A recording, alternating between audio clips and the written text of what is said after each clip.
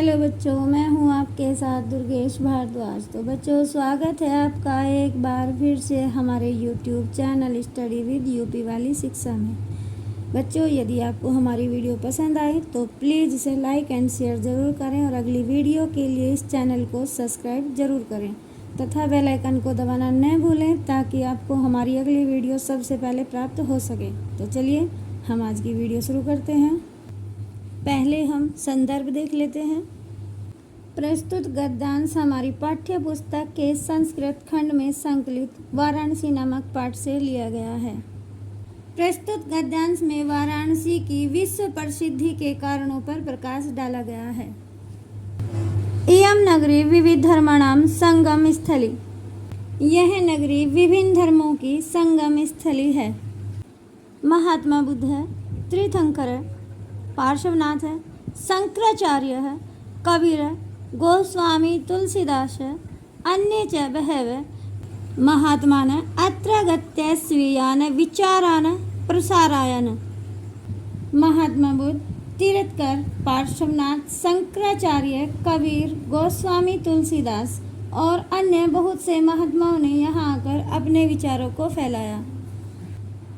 न केवलम दर्शने साहित्ये धर्मे अपितु कलाक्षेत्रे अपि इयं नगरी विविधानां कलानां शिल्पनानांच कृते लोके विश्रुता।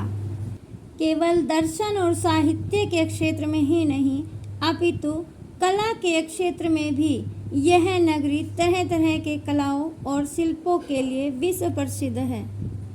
अत्रत्या कौशशाटिकाः देशे देशे सर्वत्र स्पृण्यते। यहाँ की रेशमी साड़ियाँ देश विदेश में पसंद की जाती हैं। अत्रत्या परशत्र मूर्तियाँ प्रथिता। यहाँ की पत्थर की मूर्तियाँ प्रसिद्ध हैं। इयं निजां प्राचीन परंपराम् इदानीमपि परिपाल्यते। यह अपनी प्राचीन परंपरा का इस समय भी पालन कर रही है। तथैव गीयते कविभिः। इसलिए कवियों के द्वारा गाया गया है। मरणं मंगलम यत्र विभूतिश्च च विभूषणं कौपीनं यत्र कोशं सा काशिकेन मीयते। जहाँ मरना कल्याणकारी है, जहाँ शरीर पर भस्म लगाना ही आभूषण है और लंगोट ही जहाँ रेशमी वस्त्र है, वह काशी किसके द्वारा मापी जा सकती है? अर्थात काशी अतुलनीय है, उसकी समानता किसी से नहीं की जा सकती। एक बार फिर से मैं इसका हिंदी अनुवाद करना चाहूँगी। यह नगरी विभिन्न धर्मों की संगम स्थली है। महात्मा बुद्ध, तीर्थंकर, पार्श्वनाथ, शंकराचार्य, कबीर, गोस्वामी तुलसीदास और अन्य बहुत से महात्माओं ने यहाँ आकर अपने विचारों को फैलाया।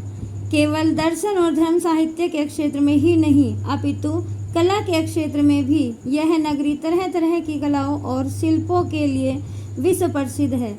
यहाँ की रेशमी साड़ियाँ देश विदेश में पसंद की जाती हैं। यहाँ की पत्थर की मूर्तियाँ प्रसिद्ध हैं। यह अपनी प्राचीन परंपरा का इस समय भी पालन कर रही है। इसलिए कवियों के द्वारा गाया गया है।